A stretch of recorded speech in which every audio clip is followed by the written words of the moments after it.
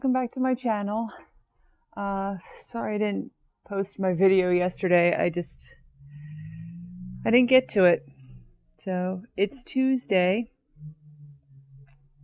March 16th, and I have some things to talk about. So thanks for tuning in. I got sick again last week, so I didn't do a whole lot of stitching. I've been getting sick a lot lately, which has got me a little more worried. I had these bouts of dizziness. So it used to happen maybe once in a while, and then maybe once a month, once every other week. And now this past week it happened 2 days in the same week, which has got me worried. But basically, for the whole day, I feel very tired and dizzy, and I can't concentrate on anything, so I don't get any stitching done. This past time it happened on Saturday, which is actually one of my work days, and I wasn't even able to really get a lot of work done, which is what has me most worried, that I'm not able to function in that way. So I got pretty depressed about the whole situation and spent the whole day watching cake making videos from Korea.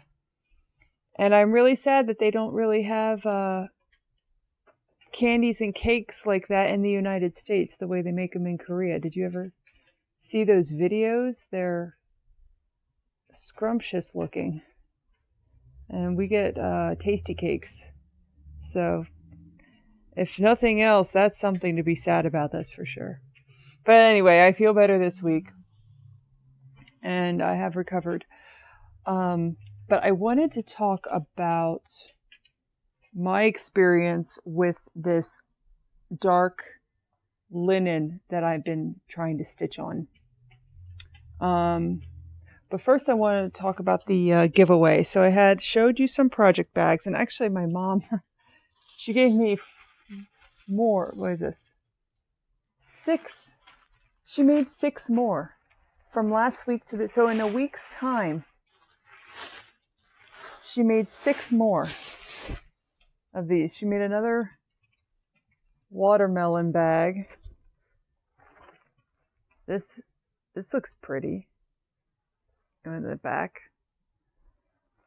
And she made 2 like this. This one and a blue version.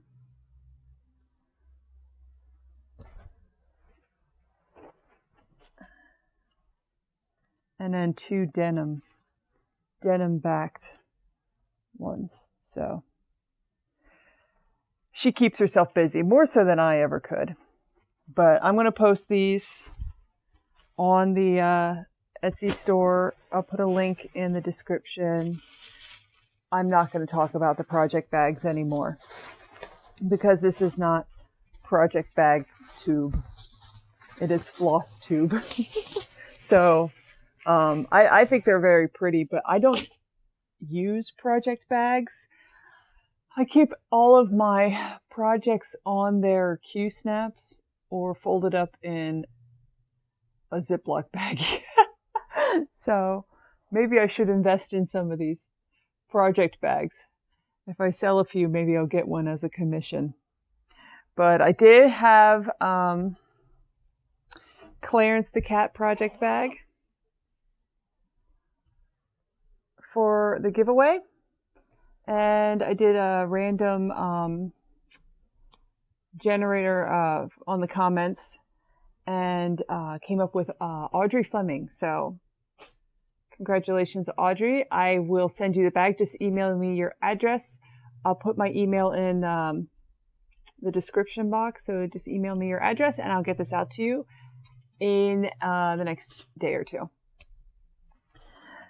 As far as works in progress, I have finished the first leg of my March Madness.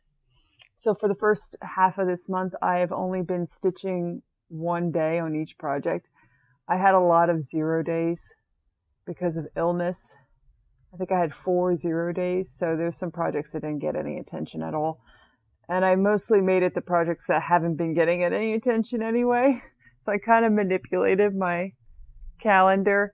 But in any case, I finished up the first leg, and I'm on to the second tier of my little March Madness calendar. So I'll be able to do second day on a lot of these projects finally. But I do have one project that I'm finished working on for the month, which is my Captain Ratbeard.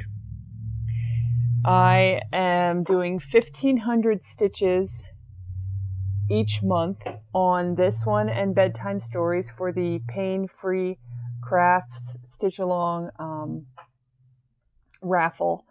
So I finished my 1,500 stitches. I can show you where I was before, and this is where I am now.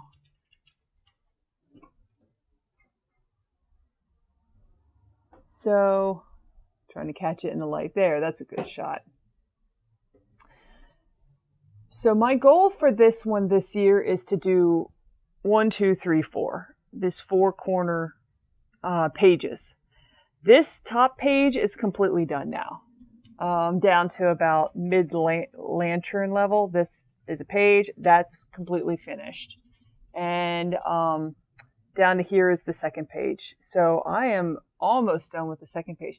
I might be able to do more than the 4 pages I had intended on this year, but we shall see.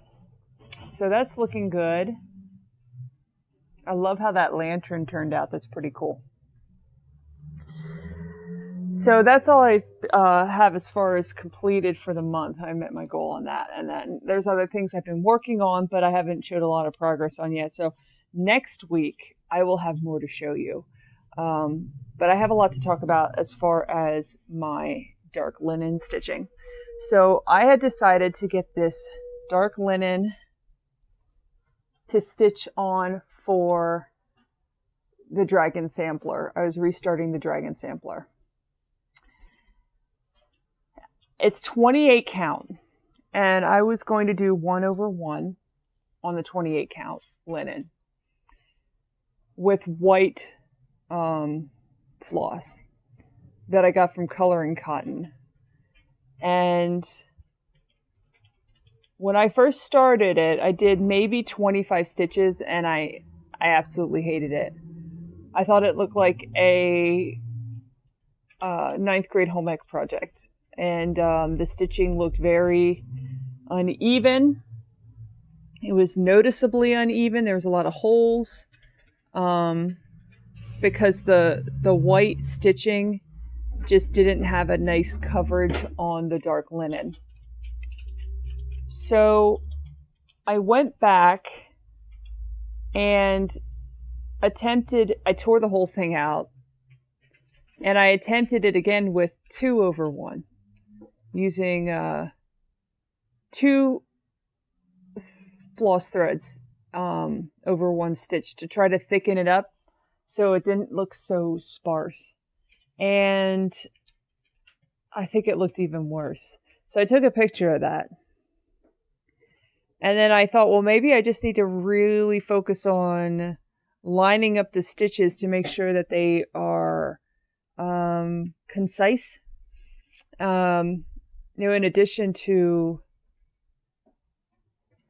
the difficulty of the appearance, it's also difficult to stitch. And I know a lot of people make mention to either put light fabric behind the dark linen, which doesn't work so well with 28 count. It might work better for something like a 14 count Aida in black, but it doesn't work for linen.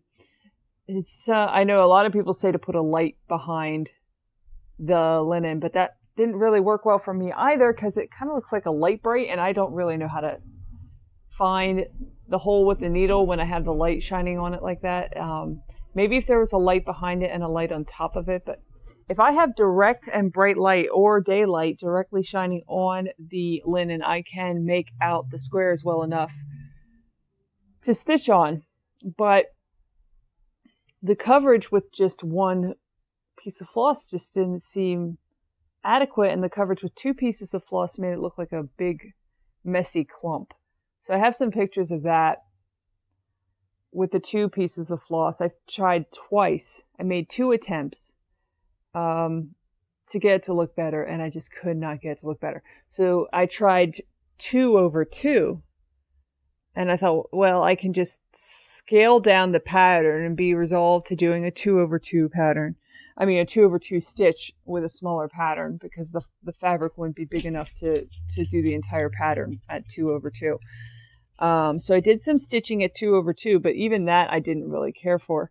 I wanted it to flow and not look like it was obviously, the X's were so prominent, which they definitely are, if you see the picture on 2/2. So I was kind of at a loss. And at that point, I went online and was doing YouTube searches on how to stitch on dark linen. And there was very little information beyond put a light behind it. So I talked to my husband, and we decided, I think the best approach was to go back and do 1/1 again, but try to do it in a larger section. And I did do that. And after a while, it started to come together cohesively to look like a decent design. It is very different than stitching 1/1 on 28 count in white. And it doesn't seem to cover it as well. It almost looks like a lacy design. So let me show you, and I'll try to get these things to show up on my camera here, but if not, I'll take photos and insert them. So this is my ornament. Every month I've been doing an ornament. I'm trying to get I think 10 done by the end of the year to give as gifts to coworkers. So I've already done 2, and then this month I was working on the penguin. So here is the progress I made so far on my penguin. And this is 28 count 1/1. So you can see that the coverage is pretty good. And I'll put a picture in, because it's really important for you to see the detail, that this 1/1 on white with black thread it covers it really well. Now, if you take the same situation, 1/1 with light thread on dark linen, and this is the progress I've made so far on the Dragon Sampler. And I've had to tear out, there's a lot of frogging. There's a lot of going back and redoing stitches that don't come out quite right. And you have to really concentrate. Like, I can't zone out while I'm doing this, because it's so easy to put it in the next row and mess the whole row up because of it being so hard to see to begin with. But anyway, so here we are.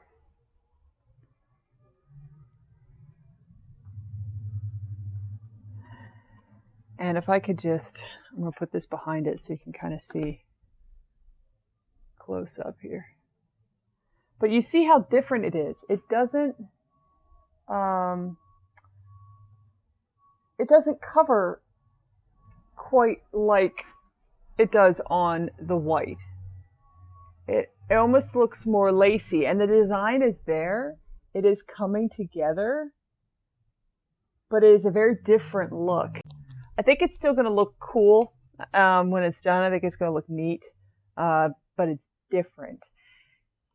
And this is something that I didn't really realize when I got this linen. So I thought it was important to discuss it. So that being said, I'm going to continue on with it. Stay tuned and keep watching, because I'll continue to show progress. I'm going to work on it every month. I had been neglecting the sampler because I hated the way it was looking on the previous linen. But I really like the way it looks. It's a pain in the butt to stitch, but it looks really pretty. So I'm going to keep on with it, and we'll see it expand so you can get a better sense of how it looks as it progresses. So in any case, thank you for watching. That's all I have. It's short and sweet this week, but I'll probably have more to show you next week. So stay tuned then, and I'll see you in the next video. Bye.